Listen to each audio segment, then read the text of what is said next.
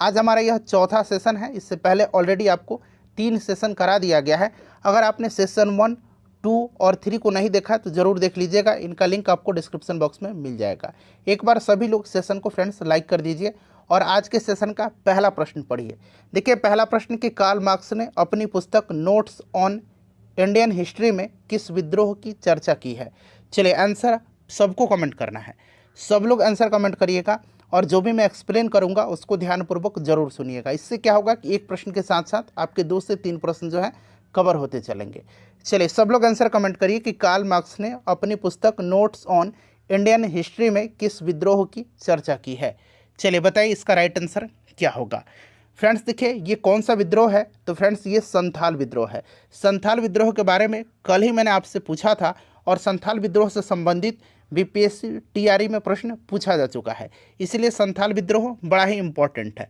Karl Marx ने notes on Indian history में संथाल विद्रोह की चर्चा किया है। और देखिए, संथाल विद्रोह जो हुआ था यह 1855-56 में हुआ था। ये सन आपको याद रखना है, ये भूलना नहीं है, ठीक है ना फ्रेंड्स। और इस विद्रोह का प्रमुख क्षेत्र दामने कोह संथाल परगना भागलपुर से राजमहल की पहाड़ी का क्षेत्र था। और विद्रोह का कारण अंग्रेजी उपनिवेशवाद, महाजनों के द्वारा अत्यधिक ब्याज वसूली, पुलिस का भ्रष्टाचार, अंग्रेजी अदालतों से न्याय न मिलना, ये सभी कारण थे, ठीक है ना। और इस विद्रोह के मुख्य नेता सीधो और कान्हू थे। सीधो, कान्हू, चांद और भैरव, ये 4 भाई थे। इनका नाम आप जरूर याद रखिएगा, ठीक है ना फ्रेंड्स, बड़ा ही इंपॉर्टेंट है। और देखिए, सीधो को अगस्त 1855 ईस्वी में और कान्हू को फरवरी 1856 में पकड़ा गया था। ये भी आप ध्यान रख सकते हैं। 1855 में सीधो को पकड़ा गया था और 1856 में कान्हू को, ठीक है ना। चलिए, और एक और विद्रोह पूछा जाता है कोल विद्रोह। कोल विद्रोह के बारे में भी मैंने आपको ऑलरेडी बताया हुआ है। कोल विद्रोह का नायक कौन था, तो कोल विद्रोह का नेतृत्व बुधो भगत ने किया था। बुधो भगत ने, ठीक है ना, बुधो भगत ने किया था। इसे भी आप ध्यान रखिएगा, बुधो भगत ने किया था। बड़ा ही इंपॉर्टेंट है फ्रेंड्स ये सारे के सारे प्रश्न, ठीक है ना। चलिए, नेक्स्ट क्वेश्चन हमारा कि बिहार प्रांतीय किसान सभा ने जमींदारी उन्मूलन का प्रस्ताव कब पारित किया था। यह प्रश्न है कि बिहार प्रांतीय किसान सभा ने जमींदारी उन्मूलन का प्रस्ताव कब पारित किया। कल हम लोगों का महा रिविजन सेशन होने वाला है। 2 घंटे का मैराथन सेशन होगा जिसमें सारे मॉडर्न हिस्ट्री के इंपॉर्टेंट क्वेश्चन को, इंडियन नेशनल मूवमेंट के सारे महत्वपूर्ण प्रश्नों को कल हम लोग कवर कर लेंगे। कल वो सेशन आएगा। और देखिए, कल ये जो हमारा सामान्य अध्ययन का पेपर 2 सेशन है कल नहीं आ पाएगा। कल संडे भी है और हमारे यहाँ वोटिंग भी है, ठीक है ना। तो फ्रेंड्स, कल आपको हिस्ट्री का महा मैराथन रिविजन सेशन मैं आपको करवा दूंगा, तो उससे ज़रूर जुड़िएगा। चलिए, बिहार प्रांतीय किसान सभा ने जमींदारी उन्मूलन का प्रस्ताव कब पारित किया था। अच्छा, बिहार प्रांतीय किसान सभा के बारे में मैंने आपको बताया था कि इसकी स्थापना 1929 में स्वामी सहजानंद सरस्वती जी ने किया था, ठीक है ना, 1929 में, क्लियर ना। और स्वामी सहजानंद सरस्वती जी जो थे, इन्होंने जो आपके 1936 में अखिल भारतीय किसान सभा था उसका भी गठन किया था। और भारत में स्वामी सहजानंद किसान आंदोलन के जनक माने जाते हैं, ठीक है। और फ्रेंड्स देखिए, 1935 में बिहार प्रांतीय किसान सभा ने जमींदारी उन्मूलन का प्रस्ताव पारित किया था, ठीक है ना। आपका 1935 यहाँ पर राइट आंसर हो जाएगा, option number A, important question है, ठीक है फ्रेंड्स, इसको आप जरूर याद रखिएगा। और देखिए, 1935 में बिहार प्रांतीय किसान सभा ने जमींदारी उन्मूलन का प्रस्ताव पारित किया था। और 1936 में कार्यानंद शर्मा के नेतृत्व में बरहिया ताल में जमींदारी उन्मूलन के लिए संघर्ष किया गया था 1936 में, ठीक है ना। तो ये सब आप याद रखिएगा, क्लियर। चलिए, उसके बाद हम लोग नेक्स्ट क्वेश्चन कर लेंगे। अगला प्रश्न हमारा कि बिहार में किस आंदोलन के समय मुठिया प्रथा की शुरुआत की गई थी। बिहार में किस आंदोलन के समय मुठिया प्रथा, हो सकता है ये प्रश्न आपको पहली बार मिला हो फ्रेंड्स, बट बड़ा ही इंपॉर्टेंट है। मुठिया प्रथा की शुरुआत जो है किस आंदोलन के समय में किया गया था, बताइए इसका राइट आंसर क्या होगा। तो देखिए फ्रेंड्स, यहाँ पर ध्यान दीजिएगा, ये जो मुठिया प्रथा थी इसके संबंध में पूछा गया है। तो फ्रेंड्स देखिए, ये असहयोग आंदोलन के समय में, असहयोग आंदोलन के समय में, किस आंदोलन के समय में, असहयोग आंदोलन, ठीक है ना। यहाँ मैं लिख देता हूँ असहयोग आंदोलन, असहयोग आंदोलन के समय बिहार में मुठिया प्रथा की शुरुआत की गई थी, ठीक है ना, असहयोग आंदोलन के समय। और देखिए, मुठिया प्रथा की अगर हम बात करते हैं तो ये जो मुठिया प्रथा थी इसमें प्रत्येक गृहस्थ प्रतिदिन एक मुट्ठी अनाज कांग्रेस को देता था, जिससे कांग्रेस को आर्थिक मदद मिलती थी। ठीक है ना फ्रेंड्स, इस चीज़ को आप याद रखिएगा। और असहयोग आंदोलन के दौरान भागलपुर में आयोजित हुआ था विदेशी वस्त्र बहिष्कार कार्यक्रम, काफ़ी चर्चा में रहा था असहयोग आंदोलन के समय में। ठीक है ना, पूछा जाए कि किस आंदोलन के समय बिहार के भागलपुर में विदेशी वस्त्र बहिष्कार कार्यक्रम काफ़ी चर्चा में रहा था, तो याद रखिएगा असहयोग आंदोलन के समय। और असहयोग आंदोलन के समय ही आपको याद होगा फ्रेंड्स कि देखिए मजहरुल हक ने दीघा के निकट सदाकत आश्रम का निर्माण किया था इन्होंने। ठीक है, बिहार विद्यापीठ का उद्घाटन भी असहयोग आंदोलन के समय 6 फरवरी 1921 को किया गया था। 6 फरवरी 1921 को बिहार विद्यापीठ का उद्घाटन किया गया था महात्मा गांधी जी के द्वारा। ठीक है ना, और मजहरुल हक ने 30 सितंबर 1921 को 1921 याद रखिएगा, सदाकत आश्रम से ही मजहरुल हक ने द मदरलैंड अखबार का प्रकाशन भी शुरू किया था। ये सब आप फ्रेंड्स ध्यान रख सकते हैं। ठीक है ना, तो इनमें से कोई नहीं यहाँ से राइट आंसर इसका हो जाएगा। ठीक है, सेशन पसंद आ रहा है तो प्लीज़ एक बार लाइक कर दीजिए, आपका एक लाइक ही हमें मोटिवेट करता है। चलिए उसके बाद देखिएगा कि निम्नलिखित में से कौन the problems of the far east नामक पुस्तक के लेखक हैं। The problems of the far east, बताइए कमेंट करके।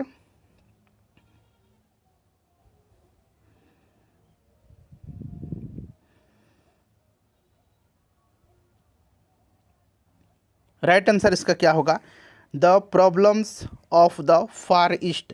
यहाँ मैंने अंग्रेजी में भी लिख दिया है। इस पुस्तक के लेखक कौन हैं? The problems of the far east पुस्तक के लेखक कौन हैं, बताइए, सब लोग कमेंट करिए इसका राइट आंसर क्या होगा। तो देखिए ये जो पुस्तक है the problems of the far east, इसको लिखा है लॉर्ड कर्जन ने। किसने लिखा है? लॉर्ड कर्जन ने लिखा है। इस चीज़ को आप याद रखिएगा, लॉर्ड कर्जन के समय बंगाल का विभाजन हुआ था।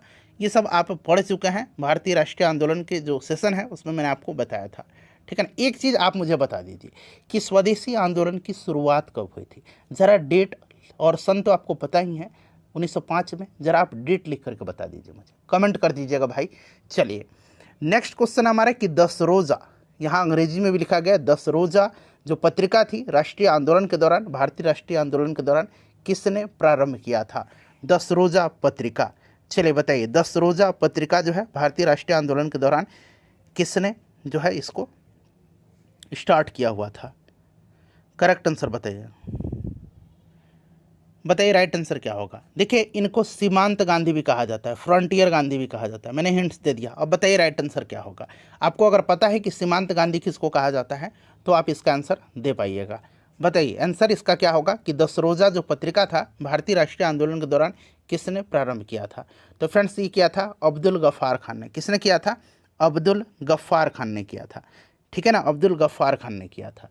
चलिए उसके बाद देखिएगा अगला प्रश्न कि किस राज्य ने भारत का पहला खगोल पर्यटन अभियान नक्षत्र सभा लॉन्च किया है?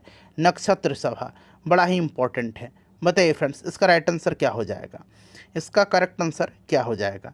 ये कौन सा जो है राज्य है जिसने जो है आपका नक्षत्र सभा नामक पहला भारत का खगोल पर्यटन अभियान लॉन्च किया है? करेक्ट आंसर इसका क्या होगा। तो देखिए फ्रेंड्स यह जो राज्य है ये उत्तराखंड है, उत्तराखंड राज्य ने ही किया है। ठीक है ना, उत्तराखंड राज्य ने ही किया है, तो ये उत्तराखंड होगा इसका राइट आंसर, ध्यान रखिएगा उत्तराखंड करेक्ट आंसर हो जाएगा। चलिए अगला प्रश्न करेंगे। नेक्स्ट क्वेश्चन है हमारा कि बिहार का सबसे पुराना गिरजाघर कौन सा है? ये बीपीएससी के द्वारा ऑलरेडी पूछा जा चुका प्रश्न है, ये बीपीएससी के द्वारा ऑलरेडी पूछा जा चुका प्रश्न है कि बिहार का सबसे पुराना गिरजाघर कौन सा है? बिहार का सबसे पुराना गिरजाघर कौन सा है, बताइए इसका राइट आंसर क्या हो जाएगा। करेक्ट आंसर इसका कमेंट करके बताइए कि बिहार का सबसे पुराना गिरजाघर यानी कि सबसे पुराना जो चर्च है ये कौन सा है? सबसे पुराना जो चर्च है ये कौन सा है, बताइए राइट आंसर।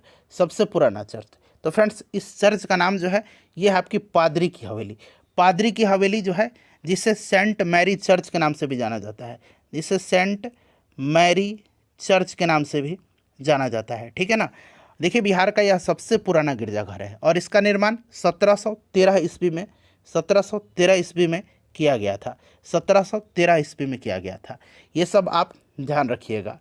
चलिए उसके बाद देखिएगा कि भूपटल के टुकड़े मेंटल में गति द्वारा निरंतर धीमी गति से प्रवाहित होते हैं, इस सिद्धांत को क्या कहा जाता है? प्रश्न को 2 बार पढ़िए, 3 बार पढ़िए, जब तक क्लियर ना हो जाए। देखिए, भूपटल के टुकड़े मेंटल में गति के द्वारा निरंतर धीमी गति से प्रवाहित होते हैं। इस सिद्धांत को, इस थ्योरी को क्या कहा जाता है? बताइए राइट आंसर। अच्छा, मैं 3 थ्योरी बता रहा हूँ, उसको ध्यान रखिएगा। एक महाद्वीपीय बहाव का सिद्धांत, ठीक है ना। महाद्वीपीय बहाव का सिद्धांत किसके द्वारा प्रतिपादित किया गया था? ये प्रश्न बीपीएससी के द्वारा पूछा जा चुका है। दोनों मैं बता रहा हूँ, दोनों को ध्यान रखिएगा। महाद्वीपीय बहाव का सिद्धांत किसके द्वारा प्रतिपादित किया गया था, और भौगोलिक अपर्दन चक्र की संकल्पना जो है यह किसने प्रस्तुत किया था? तो ये दोनों बीपीएससी के द्वारा पूछा जा चुका है। हो सकता है फिर से प्रश्न रिपीट हो जाए, बीपीएससी प्रश्न रिपीट करता है, ठीक है ना, आपने देखा भी होगा। चलिए, तो देखिए, महाद्वीपीय बहाव का सिद्धांत जो है यह किसके द्वारा प्रस्तावित किया गया था? तो ये किया गया था अल्फ्रेड वेगनर के द्वारा, अल्फ्रेड वेगनर के द्वारा, ठीक है ना। कौन सा? तो महाद्वीपीय बहाव का सिद्धांत। और एक मैंने बताया है भौगोलिक अपर्दन चक्र की संकल्पना किसने प्रस्तुत किया था? तो भौगोलिक अपर्दन चक्र की संकल्पना जो है यह विलियम मॉरिस डेविस ने, विलियम यानी कि William WM for Morris Davis ने, विलियम मॉरिस डेविस ने जो है भौगोलिक अपर्दन चक्र की संकल्पना प्रस्तुत किया है। तो ये आप 2 याद रखिएगा। और देखिए, भूपटल के टुकड़े मेंटल में गति के द्वारा निरंतर धीमी गति से प्रवाहित होते हैं, इस सिद्धांत को क्या कहा जाता है? तो इसको भी आप याद रखिएगा फ्रेंड्स। यह जो सिद्धांत है इसको क्या कहा जाता है? तो इस सिद्धांत को कहा जाता है प्लेट टेक्टोनिक सिद्धांत। इसको कहा जाता है प्लेट टेक्टोनिक सिद्धांत। इसको क्या कहा जाता है? इसको कहा जाता है प्लेट टेक्टोनिक्स सिद्धांत, जो कि ऑप्शन में आपको नहीं दिया गया है। प्लेट टेक्टोनिक्स सिद्धांत, तो उपरोक्त में से कोई नहीं, यहाँ पर इसका राइट आंसर हो जाएगा। भूपटल के टुकड़े मेंटल में गति के द्वारा निरंतर धीमी गति से प्रवाहित होते हैं, यह क्या है? प्लेट टेक्टोनिक्स सिद्धांत है। और देखिए, इस सिद्धांत के अनुसार पृथ्वी की भूपर पट्टी अनेक छोटी बड़ी प्लेटों में विभक्त है। ये टेक्टोनिक्स प्लेट स्वतंत्र रूप से पृथ्वी के दुर्बल मंडल पर विभिन्न दिशाओं में संचलन करती है, और प्लेटों की इन गतियों की परिणाम स्वरूप उत्पन्न विभिन्न आकृतियों का अध्ययन प्लेट टेक्टोनिक सिद्धांत के अंतर्गत ही किया जाता है, ठीक है। ऑप्शन नंबर ई राइट आंसर इसका होगा। चलिए, उसके बाद देखिएगा कि भारत की क्षेत्रीय सीमा तट से कितने समुद्री मील या फिर किलोमीटर तक समुद्र की ओर फैली हुई है। देखिए, आपको मील में भी याद रखना है और किलोमीटर में भी याद रखना है, क्योंकि यहाँ पर मील और किलोमीटर दोनों में आंसर दिया गया है, तो दोनों में से कोई एक दे करके आपसे पूछा जा सकता है। इसीलिए आप मील भी याद रखेंगे और किलोमीटर वो भी याद रखेंगे। देखिए, बताइए इसका राइट आंसर क्या होगा कि भारत की क्षेत्रीय सीमा तट से कितने समुद्री मील या फिर किलोमीटर तक समुद्र की ओर फैली हुई है। अब यहाँ पर देखिए, संयुक्त राष्ट्र समुद्री कानून संधि, एक संधि है संयुक्त राष्ट्र समुद्री कानून संधि, ये हुआ था 1982 में, ठीक है ना। एक बार मैं और रिपीट करता हूँ, संयुक्त राष्ट्र समुद्री कानून संधि 1982 एक अंतर्राष्ट्रीय संधि है, जैसे मैंने आपको बताया है। इसका अनुसार क्या है कि प्रत्येक तटीय देश एक प्रादेशिक समुद्री क्षेत्र का दावा कर सकता है। इसका अनुसार क्या है कि प्रत्येक तटीय देश जो है एक प्रादेशिक समुद्री क्षेत्र का दावा कर सकता है, जो समुद्र की ओर अपनी आधार रेखा से 12 समुद्री मील यानी कि 21.9 किलोमीटर, 12 समुद्री मील यानी कि 21.9 किलोमीटर तक विस्तृत होगा। और यह देश अपने प्रादेशिक समुद्री क्षेत्र के ऊपर हवाई क्षेत्र और इसके नीचे समुद्र तल और ऊपर मृदा पर संप्रभुता का प्रयोग कर सकेगा, ठीक है ना। तो ये 12 समुद्री मील या फिर 21.9 किलोमीटर, आप इसको याद रखिएगा, ठीक है। चलिए, देखिए, किस पठार पर कर्क रेखा और भारतीय मानक समय रेखा एक दूसरे को काटती है? बताइए इसका राइट आंसर क्या होगा। किस पठार पर जो है आपका कर्क रेखा और भारतीय मानक समय रेखा एक दूसरे को काटती है? 23.5 डिग्री उत्तरी अक्षांश को कर्क रेखा कहा जाता है, ठीक है ना। 23.5 डिग्री उत्तरी अक्षांश को कर्क रेखा कहा जाता है, इस चीज़ को आप याद रखिएगा। और देखिए, कर्क रेखा और यहाँ पर पूछा गया है भारतीय मानक समय रेखा, ठीक है ना। ये जो है फ्रेंड्स, ये आपके किस पठार पर जो है एक दूसरे को काटती है? तो ये आपका बघेलखंड का पठार है। बघेलखंड पठार छत्तीसगढ़ पर जो है कर्क रेखा, बघेलखंड पठार छत्तीसगढ़ में कर्क रेखा और भारतीय मानक समय रेखा एक दूसरे को काटती है। और ये दोनों रेखाएं जो हैं छत्तीसगढ़ के सूरजपुर क्रॉसिंग पॉइंट जो है उस पर एक दूसरे को काटती हैं। ठीक है, इस चीज़ को आप याद रखिएगा। और भारतीय मानक देशांतर रेखा जो है ये उत्तर प्रदेश, मध्य प्रदेश, छत्तीसगढ़, उड़ीसा और आंध्र प्रदेश से होकर के गुजरती है। ठीक है, याद रखिएगा। और कर्क रेखा जो है ये 8 राज्यों से भारत के होकर के गुजरती हैं। क्लियर। चलिए, तो यहाँ पर देखिए ये बघेलखंड पठार है। ऑप्शन नंबर यहाँ पर सी इसका राइट आंसर होगा। चलिए, उसके बाद अगला प्रश्न करेंगे। देखिए 1888 में इलाहाबाद के किस राजा ने भारतीय राष्ट्रीय कांग्रेस के चौथे अधिवेशन के संपन्न होने में बहुत बहुमूल्य सहायता प्रदान किया था? बताइए फ्रेंड्स, इसका राइट आंसर क्या हो जाएगा? इसका करेक्ट आंसर कमेंट करिए। चलिए, 1888 में इलाहाबाद की किस राजा ने भारतीय इलाहाबाद का राजा नहीं है, 1888 में भारतीय राष्ट्रीय कांग्रेस का जो अधिवेशन इलाहाबाद में हुआ था उसी के बारे में पूछा गया है कि किस राजा ने भारतीय राष्ट्रीय कांग्रेस के चौथा अधिवेशन था ये संपन्न होने में काफ़ी बहुमूल्य सहायता प्रदान किया था। अब देखिए 1888 में भारतीय राष्ट्रीय कांग्रेस का चौथा अधिवेशन हुआ था। ठीक है ना, पहला आपको पता है 1885 में। ठीक है, चलिए 1888 में चौथा अधिवेशन था और ये इलाहाबाद में हुआ था। और इस अधिवेशन की अध्यक्षता किया था जॉर्ज यूल ने किया था। और ये जो जॉर्ज यूल था पहला अंग्रेज था, प्रथम अंग्रेज अध्यक्ष था। ठीक है, पहला अंग्रेज व्यक्ति जिसने भारतीय राष्ट्रीय कांग्रेस की अध्यक्षता किया था, जॉर्ज यूल था। ठीक है, इस चीज़ को याद रखिएगा। और ये इलाहाबाद के जो राजा थे, इलाहाबाद में जो इस आयोजन हुआ था इसको संपन्न होने में जो बहुत महत्वपूर्ण भूमिका निभाया था, ये राजा कौन थे? तो ये फ्रेंड्स दरभंगा के राजा थे। कौन थे? दरभंगा के राजा थे। चलिए, अतः सदैव सहमति के साथ और अक्सर वाणिज्य मंडल के निर्देश पर भारत सरकार चलती है और इसे व्हाइट मैन्स बर्डन कहा जाता है। यह किसने कहा था? अतः सदैव सहमति के साथ और अक्सर वाणिज्य मंडल के निर्देश पर भारत सरकार चलती है और इसे व्हाइट मैन्स बर्डन कहा जाता है। यह किसने कहा था? तो फ्रेंड्स यह स्टेटमेंट जो है यह किसका है? तो यह स्टेटमेंट सच्चिदानंद सिन्हा जी का है। सच्चिदानंद सिन्हा जी का है। ठीक है ना, याद रखिएगा। और एक और नाम याद रखना है आपको, सत्येंद्र प्रसन्न सिन्हा। ठीक है ना, सत्येंद्र प्रसन्न सिन्हा जो थे ये 1908 में बंगाल के एडवोकेट जनरल नियुक्त होने वाले पहले भारतीय थे। और वे वैसे पहले भारतीय थे जिन्होंने वायसराय की काउंसिल में कानूनी सदस्य के रूप में शामिल किया गया था। और 1920 में बिहार और उड़ीसा के ये गवर्नर भी नियुक्त हुए थे। कौन? सत्येंद्र प्रसन्न सिन्हा। सत्येंद्र प्रसन्न सिन्हा। ठीक है ना, ये नाम आप याद रखिएगा। क्लियर। चलिए, जो भी एक्स्ट्रा चीज़ें हैं मैं आपको बताते चल रहा हूँ ताकि आपका बेहतरीन तरीके से रिवीजन होता चले। देखिए, बंगाल में धर्म सभा नामक संगठन के संस्थापक कौन थे? चलिए बताएंगे फ्रेंड्स, इसका राइट आंसर क्या होगा। ये प्रश्न बड़ा ही इंपॉर्टेंट है, आपके लिए नया भी हो सकता है कि बंगाल में धर्म सभा नामक संगठन के संस्थापक कौन थे। चलिए कमेंट करिए, इसका करेक्ट आंसर क्या होगा।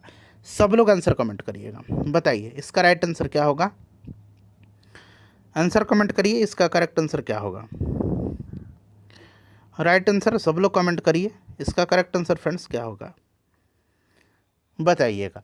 तो देखिए फ्रेंड्स, यहाँ पर धर्म सभा नामक संगठन जो था इसके संस्थापक राधाकांत देव थे। कौन थे? राधाकांत देव थे। राधाकांत देव। ठीक है ना, इन्होंने 1830 में जो है कलकत्ता में धर्म सभा को स्थापित किया था। ठीक है, राधाकांत देव सामाजिक सुधार के उन कदमों के विरोध थे जो हिंदू समाज के पारंपरिक नियमों और मान्यताओं पर जो आपका प्रतिघात कर रहा था। ठीक है, इस चीज़ को आप याद रखिएगा। राधाकांत देव मुख्य रूप से राजा राम मोहन राय के सुधार आंदोलन के विरुद्ध थे ये। ठीक है, और ये राधाकांत देव सती प्रथा के समर्थक थे। चलिए, उसके बाद नेक्स्ट क्वेश्चन है हमारा कि निम्न में से देखिए इनको कालक्रम के आधार पर पहले से बाद के क्रम में बताना, यानी कि स्टार्टिंग करना है और फिर आपको एंड तक जाना है, सही क्रम आपको बताना है। ठीक है, तो यहाँ पर अगर हम बात करते हैं तो नेहरू रिपोर्ट 1928 है। ठीक है ना, नेहरू रिपोर्ट 1928। जिन्ना का 14 सूत्री मांग जो है, जिन्ना का 14 सूत्री मांग ये आपका 1929 है। और गांधी जी का 11 सूत्री मांग जो है यह आपका 1930 होगा। ठीक है, तो अब आप इसका क्रम खुद ही ढूंढ सकते हैं, आप बताइए। ठीक है ना, चलिए राइट आंसर इसका क्या होगा। मोहम्मद अली जिन्ना ने नेहरू रिपोर्ट के विरुद्ध अपना 14 शर्तों का मांग 1929 में जारी किया था, जिसे जिन्ना का 14 सूत्री मांग कहा जाता है। ठीक है, चलिए, और गांधी जी ने मार्च 1930 में दांडी यात्रा शुरू करने के पहले अपने 11 सूत्री मांग ब्रिटिश सरकार से जो है मांगी थी, उनको सौंपी थी। ठीक है, चलिए, तो यहाँ पर आपका राइट आंसर हो जाएगा आपका ऑप्शन नंबर सी, 2, 1 और 3। ठीक है ना। चलिए, उसके बाद देखिएगा कि भारतीय स्वतंत्रता संग्राम में काकोरी घटनाओं में भारतीय स्वतंत्रता संग्राम के क्रांतिकारी घटनाओं में काकोरी कांड कब की घटना है। काकोरी कांड के बारे में आपसे पूछा जा रहा है। देखिए, काकोरी ट्रेन एक्शन इसका अब नाम रखा गया है। ठीक है ना फ्रेंड्स। और देखिए, ये घटना है 9 अगस्त 1925 की। यहाँ मैं 9 अगस्त भी ऐड कर दे रहा हूँ ताकि आपको याद रहे। 9 अगस्त 1925 को 8 डाउन, इस ट्रेन का नाम है 8 डाउन, सहारनपुर लखनऊ पैसेंजर से सरकारी खजाना को क्रांतिकारियों ने काकोरी नामक स्थान पर लूट लिया था और इसी घटना को काकोरी कांड के नाम से जाना जाता है। ठीक है, इस चीज़ को आप याद रखिएगा। काकोरी कांड के आरोप में 4 क्रांतिकारी रामप्रसाद बिस्मिल, राजेंद्र लाहिड़ी, रोशन सिंह और अशफाक उल्ला खान को फांसी की सज़ा दिया गया था। इसे भी आप याद रखिएगा। ठीक है ना। और अभी मैंने बताया था इसका नाम काकोरी ट्रेन एक्शन कर दिया गया है उत्तर प्रदेश के गवर्नमेंट के द्वारा। चलिए, ऑप्शन नंबर यहाँ पर ए राइट आंसर इसका हो जाएगा। देखिए, आज़ाद दस्ता का प्रथम बार गठन कहाँ किया गया था। आज़ाद दस्ता का प्रथम बार गठन जो है कहाँ पर किया गया था। चलिए बताइएगा, इसका राइट आंसर क्या हो जाएगा। आज़ाद दस्ता का प्रथम बार गठन जो है ये कहाँ पर किया गया था। आज़ाद दस्ता के बारे में आपसे पूछा जा रहा है। चलिए, सब लोग इसका आंसर कमेंट करिए। आज़ाद दस्ता का प्रथम बार गठन कहाँ पर किया गया था। तो फ्रेंड्स देखिए, आज़ाद दस्ता का प्रथम बार गठन नेपाल में किया गया था। भारत छोड़ो आंदोलन के शुरू होते ही जयप्रकाश नारायण को अंग्रेज़ों ने गिरफ्तार कर लिया था और उनको हजारीबाग सेंट्रल जेल में भेज दिया गया था। ठीक है, फिर क्या हुआ, दिन था 9 नवंबर 1942। ये सन और डेट याद रखना है। 9 नवंबर 1942 की दिन था, दीपावली की रात थी। ये भी आपको याद रखना है, दीपावली की रात थी। जयप्रकाश नारायण वहाँ से अपने साथियों के साथ, और उन साथियों में योगेंद्र शुक्ल, सूरज नारायण सिंह, रामानंद मिश्रा, इनका नाम याद रखिएगा। ये दीपावली की रात को हजारीबाग जेल की दीवार को फांद करके भागने में सफल हो गए थे। और फिर ये आपके जयप्रकाश नारायण जी जो हैं, इन्होंने जो है नेपाल में छापामार युद्ध को प्रशिक्षण देने के लिए राजविलास जंगल में पहला प्रशिक्षण शिविर का गठन किया था और इस शिविर के निदेशक नित्यानंद सिंह थे। और जयप्रकाश नारायण के नेतृत्व में ही नेपाल में आज़ाद दस्ता का गठन किया गया था। और आज़ाद दस्ता के रेडियो एवं प्रचार विभाग के संचालन का प्रभारी किसको बनाया गया था, तो राम मनोहर लोहिया जी को बनाया गया था। ये सब आप याद रखिएगा फ्रेंड्स, बड़ा ही इम्पॉर्टेंट है। ठीक है, चलिए, उसके बाद देखिएगा कि भारतीय प्रतिभूति एवं विनिमय बोर्ड की स्थापना कब हुई थी। भारतीय प्रतिभूति एवं विनिमय बोर्ड की स्थापना कब हुई थी। बताइए, राइट आंसर इसका क्या हो जाएगा। बताइए, इसका राइट आंसर क्या हो जाएगा। सब लोग इसका आंसर कमेंट करिएगा, सोच समझ करके फ्रेंड्स इसका आंसर कमेंट करिएगा। चलिए, स्थापना पूछा गया है, बताइए इसका करेक्ट आंसर क्या होगा। भारतीय प्रतिभूति एवं विनिमय बोर्ड की स्थापना कब हुई थी। तो फ्रेंड्स ये सेबी है। ठीक है ना, securities and exchange board of India, इसका फुल फॉर्म है सेबी का। ठीक है ना, इसकी स्थापना जो हुई थी फ्रेंड्स ये 1988 में हुई थी। सेबी की स्थापना 12 अप्रैल 1988 को। ठीक है, और 30 जनवरी 1992 को इसे सेबी अधिनियम 1992 के द्वारा वैधानिक दर्जा प्रदान किया गया था। 30 अप्रैल 1992 को इसको वैधानिक दर्जा प्रदान किया गया था। और इसका हेडक्वार्टर जो है ये मुंबई में है, इसे आप ज़रूर याद रखिएगा। हेडक्वार्टर इसका कहाँ पर है, तो फ्रेंड्स मुंबई में है। ठीक है, चलिए अगला प्रश्न कर लेंगे। नेक्स्ट क्वेश्चन है हमारा कि राष्ट्रमंडल खेल 2022 में भारत ने कितने स्वर्ण पदक जीते। अब यहाँ पर ध्यान दीजिएगा, स्वर्ण पदक पूछा जा रहा है। राष्ट्रमंडल खेल 2022 में स्वर्ण पदक पूछा है। वैसे अगर टोटल पदक पूछा जाए तो भारत ने टोटल कितने पदक जीते हैं, पहले कमेंट करके बताइए। राष्ट्रमंडल खेल का आयोजन कहाँ हुआ था, तो फ्रेंड्स इसका आयोजन यानी कि कॉमनवेल्थ गेम का जो आयोजन हुआ था ये हुआ था आपके कहाँ पर, बर्मिंघम इंग्लैंड में किया गया था। ठीक है ना। और बताइए भारत ने टोटल कितने मेडल जीते थे, पहले आप ये कमेंट करके बताइए। तो देखिए फ्रेंड्स, इसमें भारत ने टोटल जो है 61 पदक जीते थे। इसमें से 22 स्वर्ण मेडल पदक था यानी कि गोल्ड मेडल था, 16 रजत था और 23 जो था ये कांस्य पदक था। 16 और 22 देखिए 38 और 23 61 यहाँ पर टोटल हो जाएगा। भारत जो था ना फ्रेंड्स ये टोटल कितना पदक जीता था, 61 पदक जीता था। ठीक है, और देखिए पहले स्थान पर जो रहा था इसमें ये आपका ऑस्ट्रेलिया रहा था, ऑस्ट्रेलिया रहा था, इसे भी आप ध्यान रखेंगे। और उसके बाद अगर हम बात करें तो यहाँ पर आपका राइट आंसर 22 हो जाएगा। चलिए अगला कॉमनवेल्थ कहाँ पर होगा, ज़रा आप मुझे कमेंट करके बताइए। अगला कॉमनवेल्थ कहाँ पर होगा, ज़रा आप मुझे कमेंट करके बताइए। चलिए देखिए, वर्ष 2000 मैं बता रहा हूँ ऑस्ट्रेलिया में होगा, आप यस लिखिए या नो लिखिए ऑप्शन में, ऑस्ट्रेलिया में होगा या नहीं बताइए। वर्ष 2023 में साहित्य के लिए नोबेल पुरस्कार किसे दिया गया था? 2023 में साहित्य के लिए नोबेल पुरस्कार आपसे पूछा जा रहा है। तो देखिए 2023 में साहित्य के लिए नोबेल पुरस्कार किसको दिया गया था बताइए, इंपॉर्टेंट है 2023 वाला नोबेल प्राइज़ आपको याद रखना, खास करके साहित्य और शांति के क्षेत्र में नोबेल पुरस्कार पूछा जाता है, ठीक है ना। तो देखिए नोबेल प्राइज़ जो है ये शांति के क्षेत्र में अगर पूछा जाए कि किसको दिया गया था, तो शांति के क्षेत्र में याद रखिएगा ये नोबेल पुरस्कार जो है ईरान में महिला के उत्पीड़न के खिलाफ जो है लड़ाई लड़ने वाली एक ईरानी कार्यकर्ता है नरगिस मोहम्मदी, नरगिस मोहम्मदी, नरगिस मोहम्मदी को दिया गया था, ठीक है, नोबेल का शांति प्राइज़। और साहित्य का नोबेल पुरस्कार जो है ये दिया गया था नॉर्वेजियन लेखक जॉन फॉसे को, ठीक है ना, जॉन फॉसे को। क्लियर, यहाँ पर देखिए जॉन फॉसे राइट आंसर यहाँ पर हो जाएगा। 2022 में साहित्य का नोबेल पुरस्कार ये एनी एरनॉक्स को दिया गया था 2022 वाला, तो आप इसे भी ध्यान रख सकते हैं, आपकी इच्छा है, ठीक है। चलिए अब हम लोग नेक्स्ट क्वेश्चन कर लेंगे फ्रेंड्स। अगला प्रश्न है हमारा, देखिए कि कृष्णराज सागर बांध जो है ये किस नदी पर बनाया गया है बताइए, इसका राइट आंसर क्या होगा? कृष्णराज सागर बांध जो है यह किस नदी पर बनाया गया है बताइए, इसका राइट आंसर क्या होगा फ्रेंड्स? सब लोग कमेंट करिए, कृष्णराज सागर बांध जो है ये किस नदी पर बनाया गया है, फटाफट इसका आंसर कमेंट करिएगा। कृष्णराज सागर बांध को किस नदी पर बनाया गया है? चलिए कृष्णराज सागर बांध को, तो देखिए कृष्णराज सागर बांध जो है ये बनाया गया है कावेरी नदी पर, ठीक है ना। और कृष्णराज सागर बांध कर्नाटक राज्य में पड़ता है, ठीक है ना फ्रेंड्स, ध्यान रखिएगा, ठीक है। और इस बांध की रचना सर एम विश्वेश्वरैया के द्वारा किया गया था, ठीक है, इसे भी आप ध्यान रखिएगा, क्लियर। और इसका नाम जो पड़ा था आपका मैसूर के तत्कालीन शासक कृष्णराज वाडियार के नाम पर रखा गया था। तो यहाँ पर कावेरी राइट आंसर हो जाएगा। देखिए खाली स्थान दिया गया, कोशिका की एक प्रकार की अवशिष्ट निस्तारण प्रणाली है, वे किसी भी बाह्य सामग्री के साथ खराब हो चुके कोशिकांगों के पचा करके कोशिका को साफ रखने में मदद करता है। बताइए फ्रेंड्स इसका राइट आंसर क्या होगा?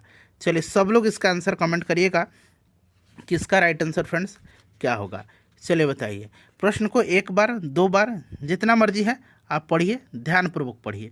चलिए और इसका आंसर आप कमेंट करके मुझे बताइए कि इसका राइट आंसर क्या होगा। चलिए सब लोग इसका आंसर कमेंट करिएगा फ्रेंड्स कि इसका राइट आंसर क्या होगा। चलिए बताइए, प्रश्न को एक बार और पढ़िए कि कोशिका की एक प्रकार की अपशिष्ट निस्तारण प्रणाली है और वे किसी भी बाह्य सामग्री के साथ खराब हो चुके कोशिकांगों को पचा करके कोशिका को साफ रखने में मदद करता है। बताइए इसका राइट आंसर क्या होगा। बताइए फ्रेंड्स इसका करेक्ट आंसर क्या होगा। तो देखिए इसका जो करेक्ट आंसर होगा फ्रेंड्स वो आपका होगा यहाँ पर ऑप्शन नंबर बी, लाइजोसोम, ठीक है ना। लाइजोसोम को कोशिका की आत्महत्या की थैली कहा जाता है, ये आप चीज़ जानते हैं। और लाइजोसोम कोशिका का अपशिष्ट निपटाने वाला अंग होता है, जितना भी अपशिष्ट है, क्लियर।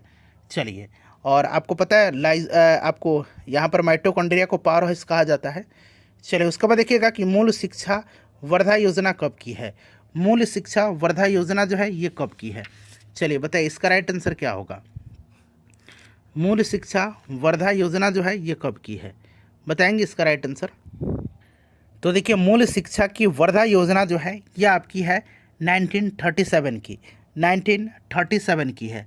1935 ईस्वी का अधिनियम के तहत प्रांतों में पूर्ण स्वायत्त प्रदान किया गया था और 1937 ईस्वी में प्रांतों में लोकप्रिय मंत्री परिषद कार्य करने लगी थी। और 1937 ईस्वी में ही महात्मा गांधी ने अपने पत्र हरिजन में लेखों की एक श्रृंखला प्रकाशित की और एक शिक्षा योजना का प्रस्ताव किया, जिसे मौलिक शिक्षा या बेसिक शिक्षा या आधारभूत शिक्षा अथवा वर्धा योजना की संज्ञा दी गई है, ठीक है ना। इस चीज़ को आप याद रखिएगा। और जाकिर हुसैन समिति ने वर्धा योजना का ब्यौरा प्रस्तुत किया और कई शिल्पों के लिए पाठ्यक्रम तैयार किया था। इस योजना का मूलभूत सिद्धांत हस्त उत्पाद के लिए प्रशिक्षण गतिविधियों पर जोर देना था, ठीक है ना। इस चीज़ को आप याद रखिएगा। और देखिए गांधी जी के अनुसार शिक्षा का स्वरूप रोजगार परक होना चाहिए, ये भी आप ध्यान रख सकते हैं। चलिए option number B right answer इसका हो जाएगा। देखिए फीफा महिला विश्व कप 2023 का खिताब किसने जीता है।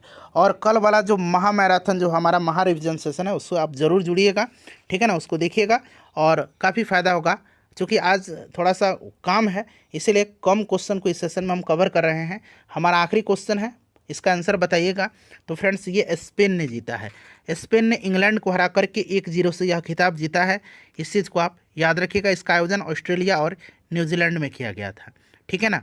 तो option number B right answer हो जाएगा। फ्रेंड्स प्लीज़ सेशन को लाइक कर दीजिए और इसको शेयर कर दीजिए।